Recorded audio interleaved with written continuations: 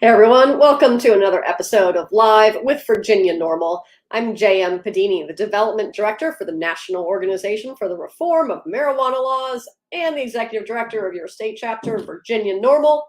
As always, we're going to talk all things cannabis in the Commonwealth and answer your burning questions live because it's Friday, June 24th, 2022.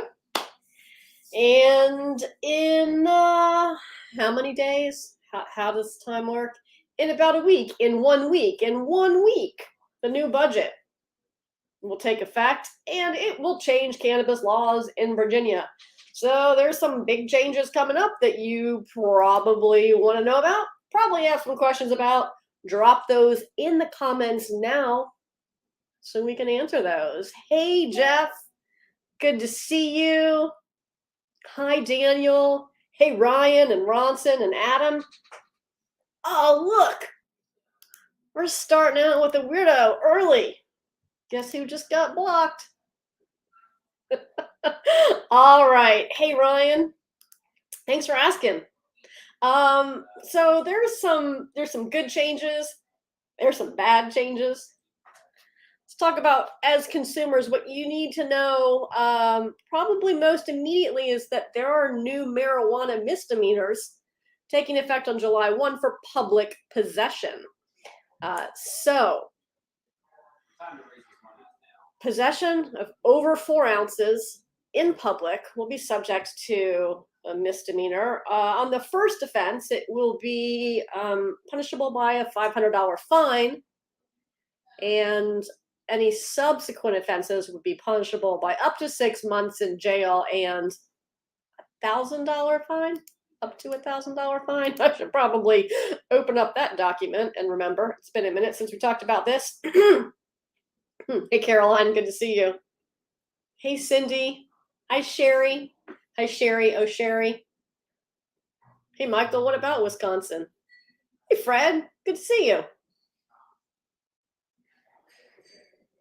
Oh, all right. Let's remember. Yeah, all right. So first offense would be a class 3 misdemeanor. That's punishable by up to $500 fine. And class 2 misdemeanor on any second or subsequent offenses, that's up to 6 months in jail and or $1,000 fine. So if you're going to go out in public and you think taking cannabis with you is a good idea, you probably want to weigh it before you do that. You know? In particular, edibles. Edibles get really heavy really quickly.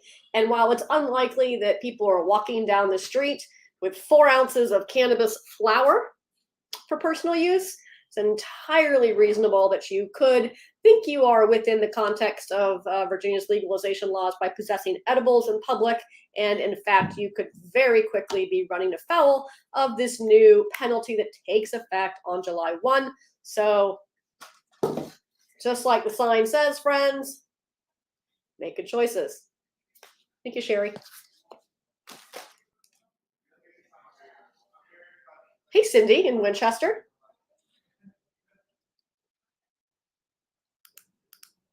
Hey, Daniel. Daniel, everything counts because right now there's one definition in code for marijuana, and that's what it is. It's marijuana. Everything is marijuana, whether it's flower or it's an edible or it's a concentrate, it's marijuana. So it all is measured the same way. Now, medical products that are purchased here in Virginia that are in their as purchased at form and packaging, those are different. Those are not marijuana. Those are either cannabis oil or botanical cannabis. That's different. So make sure if you are purchasing medical cannabis products in Virginia, you're keeping them in their original packaging. If you take a concentrate that you purchase at one of the dispensaries home as a medical patient and make an edible product with it, it's not medical cannabis oil anymore. Then it just becomes marijuana. So, woo, knocking things over already. Make good choices, friends. Hey, Della. Yep, Ronson, you know, anything counts. Hey, Keith, good to see you.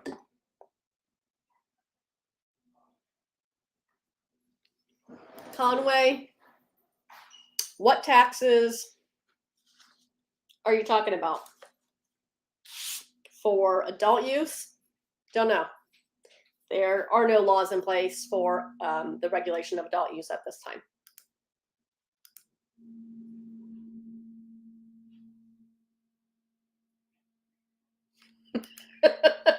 Oh, John Anthony, you kind of hit the nail on the head there. That's funny. I love it. This question says, what's dangerous about 4 ounces of cannabis that 3 ounces isn't? The answer, there's nothing dangerous except the government is arresting you. So, and Ron said, you're not wrong. You know, depending on where you are, who you are, what color you are, how old you are, what you look like, where you live, that's going to depend. That's really what impacts how cannabis laws are enforced for you. What your experience will be is going to be determined by all of those things. And yeah, absolutely, we've seen cases where they've weighed the entire tray of brownies, including the pan. So make good choices. All right, now there's some terrible things in the new budget, like this new public possession penalties, but there's also some good things. Fortunately, we were able to share feedback, and a lot of that was taken to heart. So something that we had tried to accomplish during the 2022 General Assembly, but didn't happen because none of those bills succeeded, was to clarify that possession at home is not subject to penalty. And that language is also included in the budget. So if you possess cannabis at home for personal use, it's not subject to penalty. If you're hoarding weed at home to sell it, that's possession with intent to distribute, and that's a different code section. But for personal use, there's no penalty at home.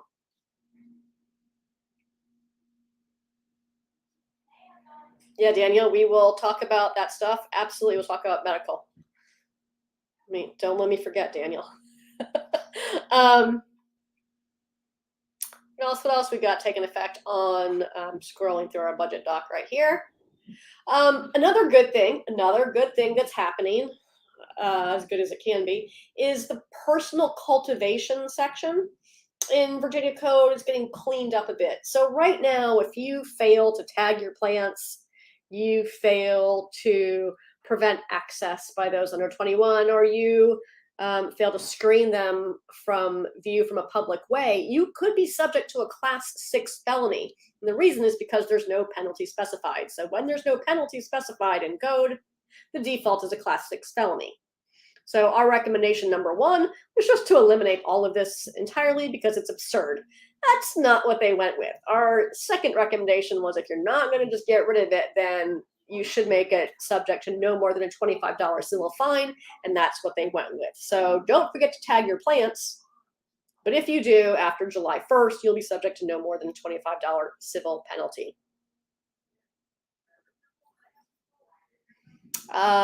Yeah, so that's the good stuff. And there's one more good thing that's happening, and this came in as sort of an 11th hour amendment, Amendment 15 specifically, on the day that, or the day before, right before they voted, finally on the governor's recommendations. And the governor included the recommendation that if a medical cannabis processor, remember there's 4 of them in Virginia right now, are called processors. If one of those companies is moving from one location to another, so let's say they're cultivating plants at one location and they need to move to another one because the landlord's making them move, or they're in an area that's just, really not ideal, and it's increasing costs, and increasing costs is bad for consumers. So they've got to move. Well, if they have to move, this amendment will allow them to finish out their cultivation at the original location and start cultivation at the new facility. What this doesn't do, I've heard this complaint, it lets them cultivate at 2 locations and all the processors going to be growing in all the places. Get a hold of yourself. Relax. First of all, even if every medical cannabis company in Virginia were cultivating at every single one of their locations, that still wouldn't be enough for the entire state of Virginia. Our program is saddled, is just shackled with this ridiculous limited licensure vertical integration model that was required, was mandated by the then majority of the Virginia General Assembly. It's time to fix that, and we'll do that in 2023 when it moves over to the Cannabis Control Authority. But for now, we're going to make sure that if a processor has to move, that it doesn't interrupt the cultivation cycle. Why? Because patients need uninterrupted access to products. It's absurd to say, oh, well, you got to completely shut down here and drive thousands of full-grown plants across the state. I'm sorry, that's not how it works. And so this really technical amendment is super important. I'm so glad that it was not controversial and that we were able to get that done for Virginians to ensure that you don't have product supply disruption. So there we are. I think those are sort of the major. There's some minor. Well, not too minor. Hey, you know what else? After July 1st, it won't be legal to sell products that contain THC to people under 21. Products that can be inhaled or ingested. So, if you had some ointment or whatever, bath bomb, sure. But products that can be ingested or inhaled that contain THC won't be able to be sold to people under 21 in Virginia. This doesn't really have anything to do with the regulated products in Virginia. If adult use retail were in place, that already would be the case, and medical is a different situation altogether. So all of these unregulated or poorly regulated products out there that contain THC, you can't sell those to people under 21 starting July 1st. And this brings me to my next topic on the script. If you package things to look like other brands, if you're selling, let's say Stony Patch Kids or Weed Ritos or whatever, you all know what I'm talking about.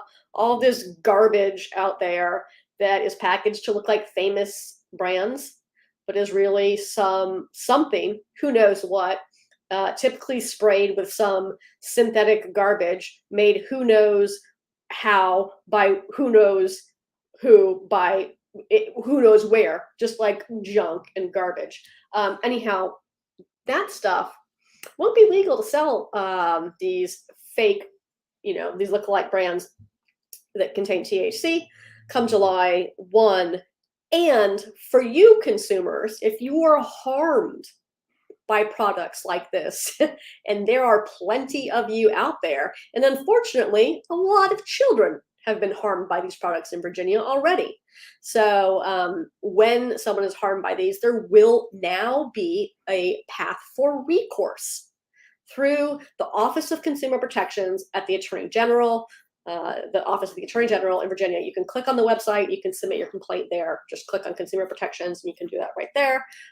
Really pleased that we were able to provide some language and help advocate for the inclusion of this language in the budget. And really happy that OCP and OAG will now have the authority to provide that recourse to consumers when they are harmed by these unregulated fake illicit products. I'm going to put it all out there today. I have no more you-know-whats left to give.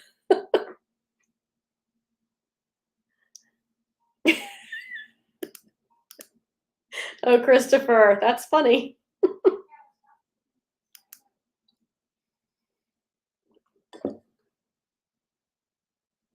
Oh, hey, Michael. Michael, I think I just went over the definitions for marijuana versus there's marijuana, right, which is something you grow at home or you obtain however. And then there's botanical cannabis, which is medical cannabis flower that you purchase at a dispensary, a licensed medical cannabis dispensary in Virginia. And then there is cannabis oil, which is literally anything else that you buy from a medical cannabis dispensary in Virginia. Those are botanical cannabis and cannabis oil, whereas the other things are marijuana, so separate.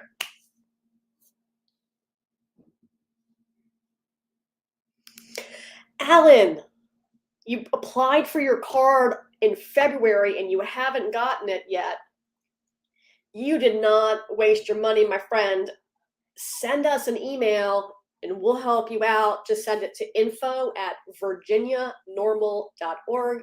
It's Virginia spelled out, normal, NORML.org. We'll make sure that Board of Pharmacy gets your card to you. That brings us to our next point, and that is also on July 1st. Patient registration will no longer be required for the medical cannabis program. So what a patient will need to do to participate in the program, to shop at dispensaries in Virginia, is get their written certification. It's not called a prescription. It's called a written certification from a registered practitioner. Once you get that written certification, which usually happens immediately at the end of your appointment, then you can go straight to the dispensary. Now listen, lines might be long on July 1. So if you're going to do this, go to the websites for the dispensaries first and pre-register. You can put all your information in there before. That just makes your process shorter and easier. Once you get to one of the dispensaries, you can find a full list of the dispensaries on the Virginia NORML website, as well as practitioners that you can click and schedule with, telehealth appointments. You don't even have to leave your home. Thanks, pandemic. But if you have applied already, you paid your $50, you should have gotten an email notification with your patient registration number. And right now, that's all you need to shop at the dispensary is your patient registration number and the written certification, and then an identification card issued by the state, a state. So those are the things you need to shop right now. If you cannot find the registration number email that you got from Board of Pharmacy, look in your spam. If you still can't find it, send us an email.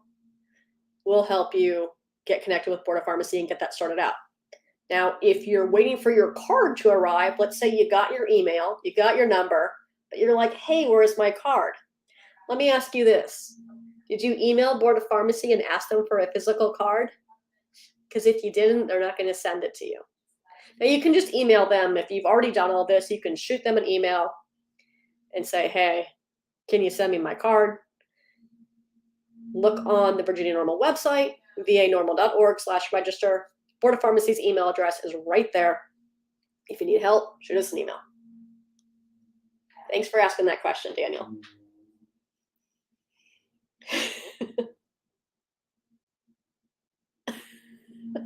Oh, MD, I'm glad that you got your brooch and that you love it and that also you know how to spell brooch.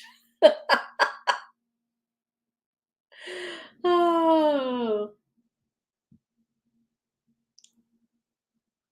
Yeah, Dennis, we mentioned this, so just in case this question came in afterward, on July 1st, if you fail to tag your plants, if you fail to shield them from public view from a public way, if you fail to prevent unauthorized access by those under 21, then that would be subject to a $25 fine, not a class 6 felony like it is today.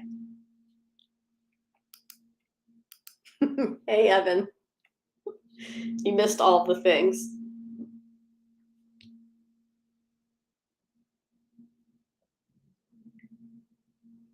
Yeah, Daniel, you're right. Juul did just get banned. Adult use cannabis is 21 in the United States. Tobacco in more and more states is as well. It is here in Virginia, and so you're right. It does. It wasn't a hard one to get past. Paul wants to know, when is federal prohibition going to end? That's a great question.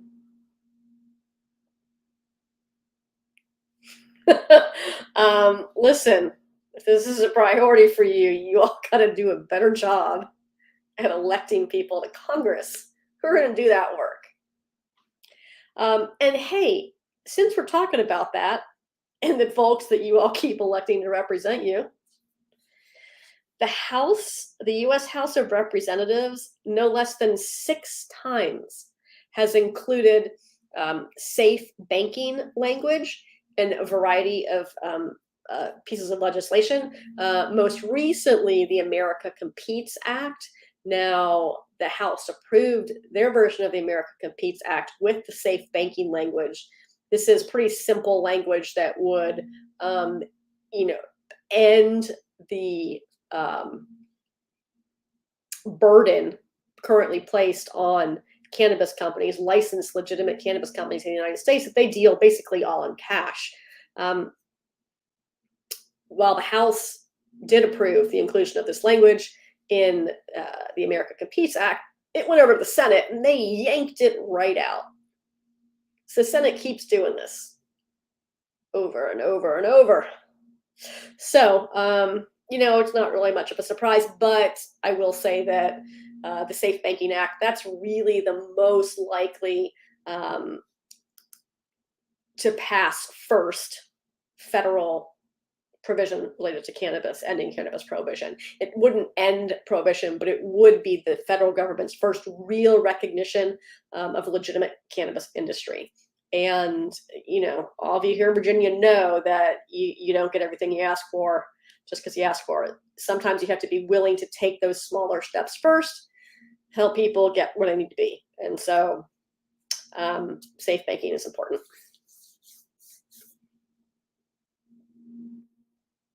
Oh, good. I caught up on a. Oh.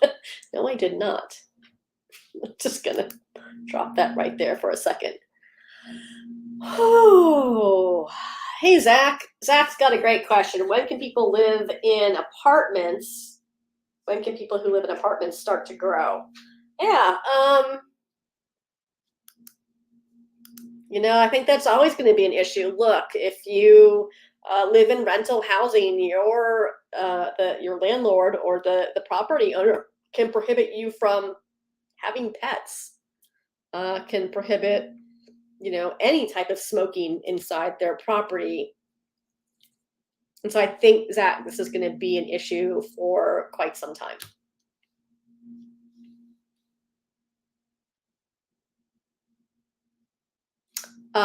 Hey, Arthur. Yes, Arthur, you will still need to get a written certification from a registered practitioner in order to shop at Virginia dispensaries, in order to become a medical cannabis patient.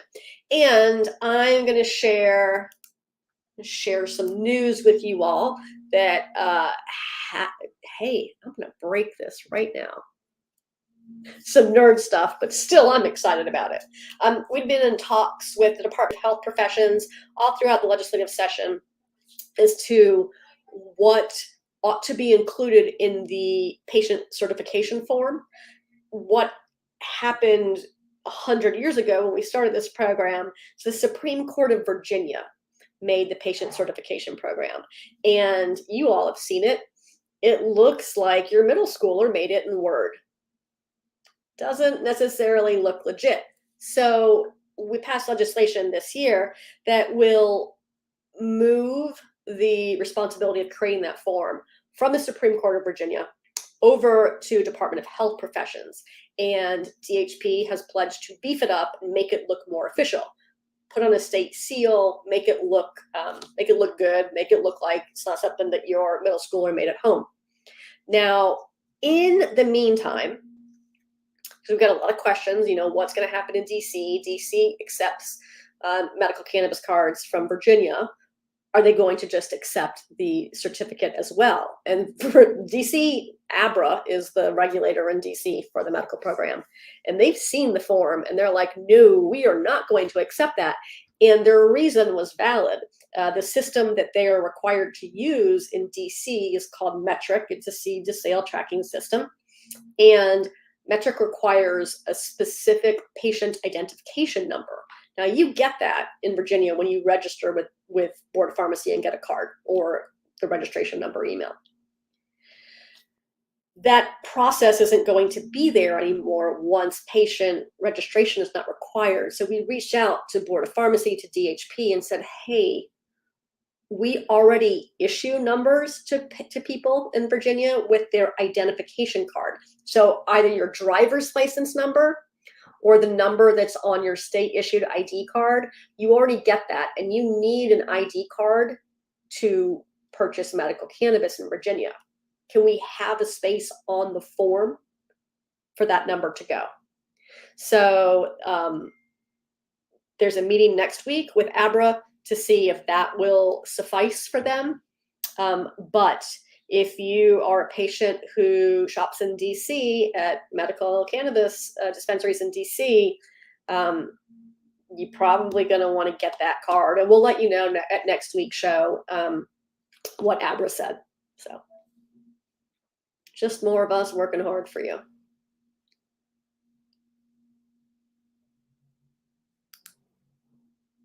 Hey, Mia. Mia wants to know if there's any update on when people will be able to open stores. And Mia, I assume that you mean adult use dispensaries in Virginia. No word on that, because we have to pass legislation in order for that to happen. The next chance we have to pass legislation will be in the 2023 General Assembly that starts in January. And what's going to need to happen before then is the Republican leadership and the House of Delegates is going to have to decide that this is something they want to do. Either they want to continue to let the unregulated cannabis market, which is largely controlled by organized crime, proliferate in Virginia and take advantage of consumers, or they're going to want to move forward with the remaining component of the legalization policy, which is to legalize and regulate retail access as well. So if Republican leadership in the House is not on board, it's not getting done, because that's what happened this year. So I leave that all in your hands. Please talk to your elected officials, particularly if they're conservatives. Hey, Christopher. Christopher wants to know if Virginia is any closer to protecting employees from losing their jobs over cannabis-related violations. I mean, we're as close as we were last year when we passed employment protections for medical cannabis patients. How about releasing inmates and clearing cannabis-related offenses from people's records?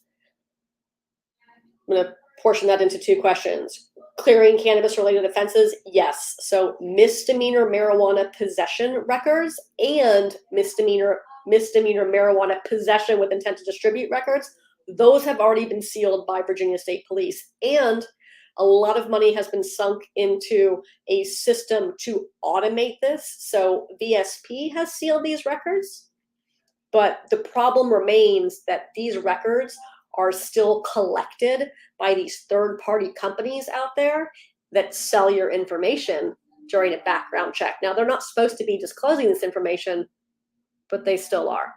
So we don't have a comprehensive expungement system in Virginia, and certainly not one that is electronic like we hear about in many other states. So a lot of money was put into that process. Fortunately, that money has already been spent. That makes the state less likely to stop doing a thing. And they have a number of years to get that process in place. So think about it this way. While the records are electronic at Virginia State Police, and they can go ahead and close those off, records that are sitting on the floor of a county courthouse in a box, you cannot electronically get rid of those records. So there's a huge investment in this expungement process. And so, yes, we have made some progress and we need to make more, and we're on that path. Releasing people that are in jail? No, everyone just washed their hands of that, not only in 2021, but in 2022 as well. Really, the holdback on that, again, is the Republican-controlled House of Delegates, which has made it next to impossible to get any meaningful work done on cannabis policy and criminal justice reform this year. Yeah, people are discussing it, Christopher, but they don't really care about it. Cannabis just isn't anyone's priority in this General Assembly, whether they're a Republican or a Democrat. Oh, Fonz. What a wild concept there, my friend. Reciprocity? Like guns? What? You're welcome, Christopher. I'm glad that I can answer that question for you. Hey, friends, well, I'm not very tall, so you can't really see the bottom of it, and I keep putting my chair down so the top of my head doesn't get cut off, but look, I have on this shirt, Coming Out Green, because this is available, our entire Coming Out Green collection. It's available in the NORML store year-round, not just during June, which is Pride Month, but we do highlight it for you during June. And since you're in Virginia, you know that we, in fact, are celebrating the endless summer of Pride, because we host the state Pride, not us personally, but the state of Virginia hosts state Pride in Richmond in September. So you get all of those months to celebrate Pride, and why not? And what better way to show your pride, not only for your advocacy with NORML, but whatever this makes you feel, by visiting the NORML web store at store.norml.org. Click on the Coming Out Green collection. Get yourself some fun merch. Maybe a mug, maybe a shirt, maybe some buttons. You do what makes you happy. Now listen, we also have some fun stuff in the Virginia NORML Facebook shop. Look at all these fun things I haven't even gotten to put in there yet, but I did put a few of them in there, and wow, did you all make them fly off the shelves when we did. Look, we have this super awesome cat pin. Hi. That is amazing. You can get this in the Virginia NORML Facebook shop. You can get this leaf patch as well. Yeah, there's a plain green one also, but this one's super fun, especially for Pride Month. And of course, the leaf pin that I wanted to show you is over here. So we'll just real quick grab these. Don't worry, I'm coming back. And you can get this rainbow leaf.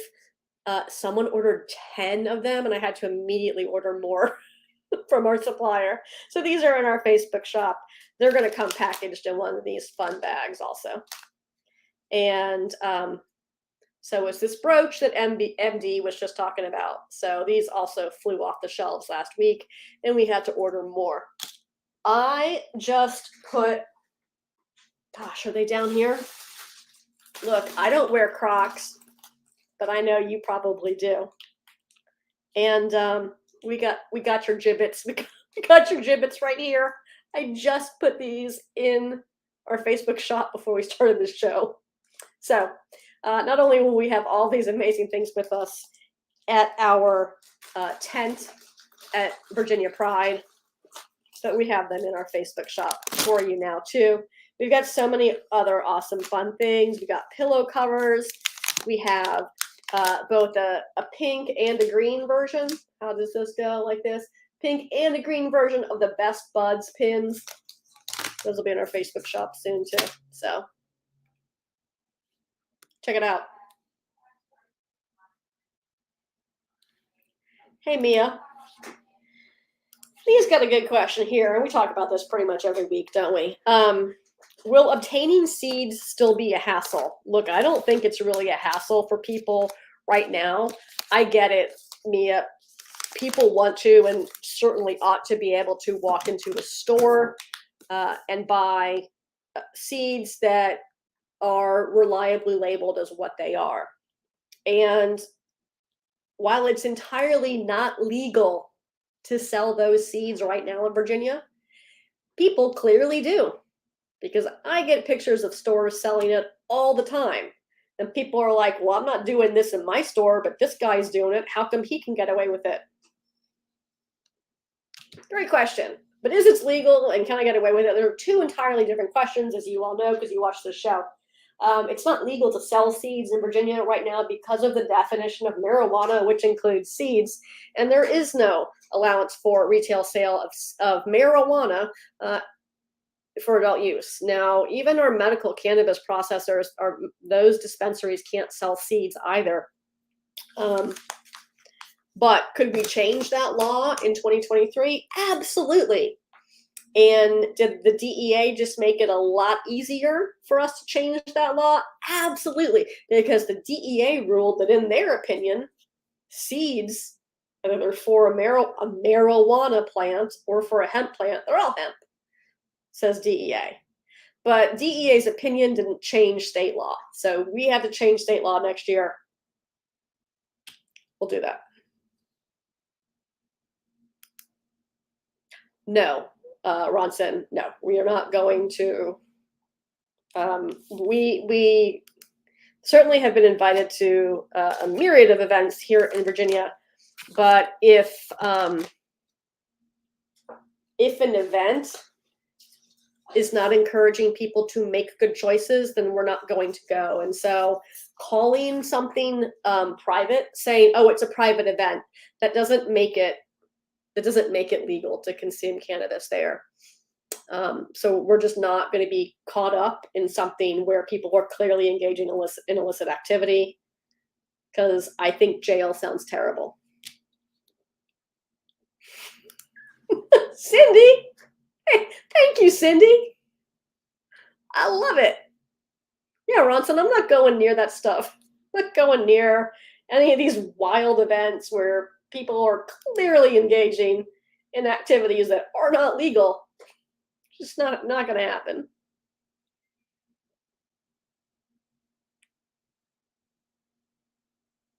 Mia, I will put those heart buttons in the shop soon. Don't worry. Yeah, man, like something about like having to like live beyond reproach or whatever. Being a grown up and stuff. Hey, if you missed it, last week we told you that a new dispensary is slated to open. Not only in Carytown, that one's been on the books for a while and it's going to open soon. August or September is when the Carytown location is supposed to open, but also in Colonial Heights. And you already know that the dispensary in Short Pump is in an old KFC. Well, the one in Colonial Heights is going into a Burger King. Look, it's great when drive-thrus are already in place, because at the end of the day, Virginia's medical cannabis dispensaries are technically pharmacies, and we all know that pharmacies have drive-thrus, right? Everyone's been to the CVS or the Walgreens with the drive-thru. It's especially important during the pandemic, but also really important for people who have kids or people who have mobility issues. You can't take your kids into the dispensary with you. So you're supposed to find childcare so you can go to the dispensary. That's a problem. Or what if you have mobility issues or you need someone to go with you into the dispensary? They can't unless they are your registered agent. So drive-thrus really solve a lot of those problems for Virginians. And we're glad to see that G-Leaf is taking advantage of existing properties that already have drive-thrus, like the old KFC and the new Burger King, the old Burger King. So you can find a complete listing of the dispensaries that are open and the ones that we know are coming on the Virginia NORML website at vanorml.org/dispensaries.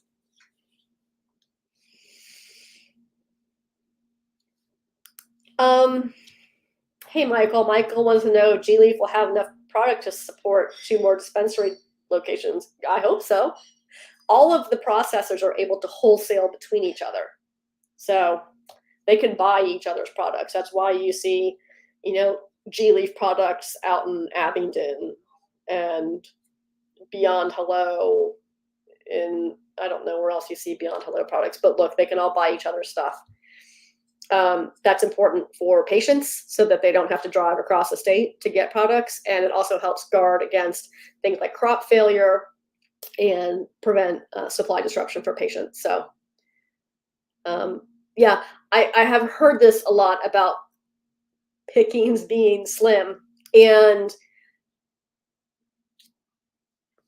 try to say this as diplomatically as possible. So the processors grow the plants and then they extract the essential oils and they formulate the products. And if the products vary even incrementally from the last formulation, then they have to give it a new name. It's a very narrow variance that's afforded by Virginia code and Virginia regulations for medical cannabis. So that's one reason why you might see a product named differently. And then also, the processors have to submit their products for approval by Board of Pharmacy. So they aren't allowed to sell or even list those products until Board of Pharmacy approves them. These are just two of the biggest impacts, and why it feels like products aren't available as regularly, either because they're waiting for Board of Pharmacy or because they've had to change the name because it has just the slightest variance in cannabinoid content. The more you know.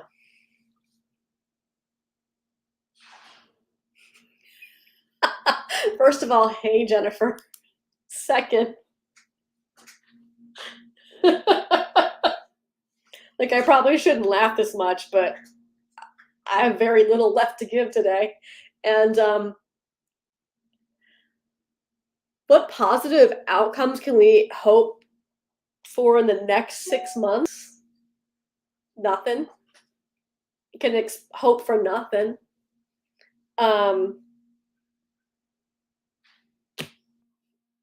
You can hope that I know what you can hope for, MD. You can hope for a bunch of well thought out, well patroned, skinny bills. That's what you can hope for.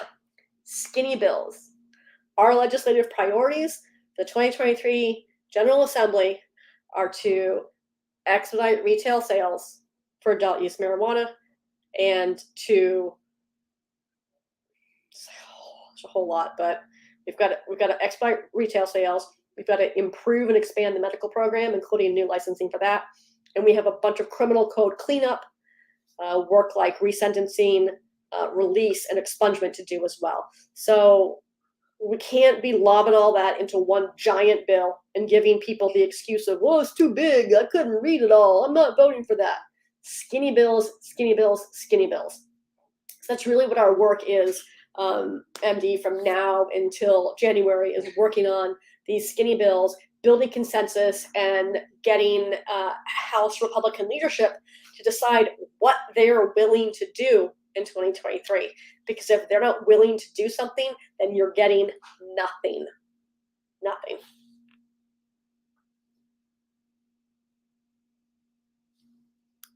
Fonz, I don't know what you mean. THC levels that are available in DC. Do you mean in flower? Do you mean in edible products? Edible products are restricted to 10 milligrams per single serving, per single dose. There's no limit on the number of doses a patient could take at once, but each soft chew, for example, can only have 10 milligrams of THC per unit. That's codified. We wanted to move it up to 20 milligrams this year, but there was one member of the Virginia General Assembly who just wouldn't go for that. So we'll try again. But if you're looking at extraction products like a cartridge, what I find remarkably fascinating, well, it's not fascinating, it's what we require. In Virginia, if you buy a cartridge in Virginia, it's only cannabis oil. There's no additives in there. There's no weird stabilizers or flavors or other junk. So, that's good news. But those aren't,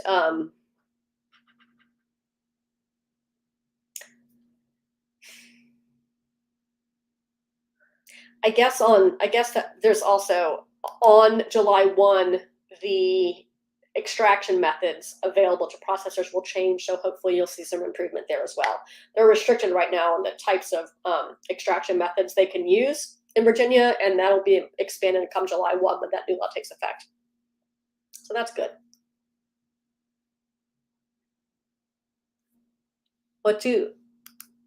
Hey, Arthur wants to know, what do we like about Rise and Salem and Lynchburg? They're very nice people. That's what we like about them. And they're really committed to patients. Remember that this license for that section of the state, for that health service area, that was awarded to Dharma, a company called Dharma Pharmaceuticals. Pharmaceuticals doesn't have anything to do with pharmaceuticals. It just made everyone feel good. It's a cannabis company. And that was a Virginia-owned cannabis company. They ultimately ended up selling to GTI, which is why they are now under the Rise brand. But they're good people. The people that, and to that point, the Dharma folks are still there. They didn't go anywhere. They're part of Rise now. So I think that really demonstrates their commitment to Virginians and wanting to stay part of this process. They didn't just take their check and walk away. But they're nice people. They're Virginians, and they've been very supportive of our work. Hey, Brent, this is a really excellent question. Brent wants to know if employment protections are tied to the card, the medical cannabis card itself, and they aren't today, and they won't be after July 1st. They are specific. The employment protections afforded to patients are specific to the written certification. So if your employer is saying, oh, well, you need the card, your employer does not understand the law. It can just read the code. It is not about the card. It's the written certification. If you need help with that, just shoot us an email. Jennifer wants to know if there will be advocacy on small business cultivation. Yeah, Jennifer, cannabis business associations are a dime a dozen in the US. So I expect there will be plenty of business associations advocating for different types of licenses. Hey, Adam.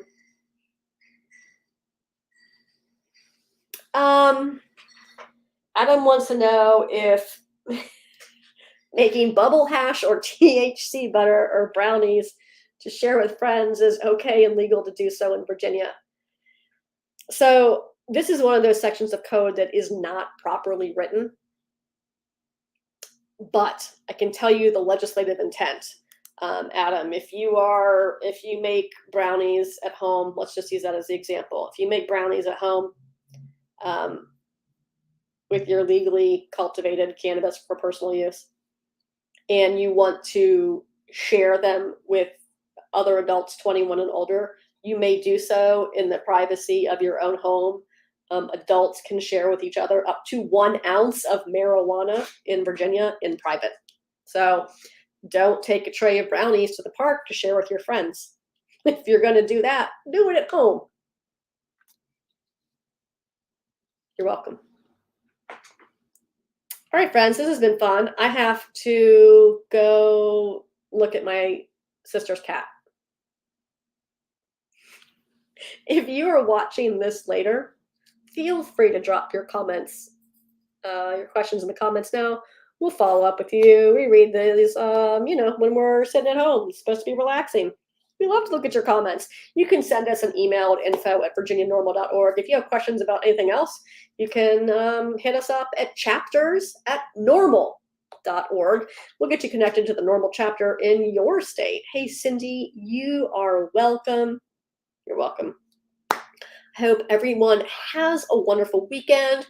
We will do this all again next week. Next Friday will be July 1st, and that will be when all of those new laws take effect.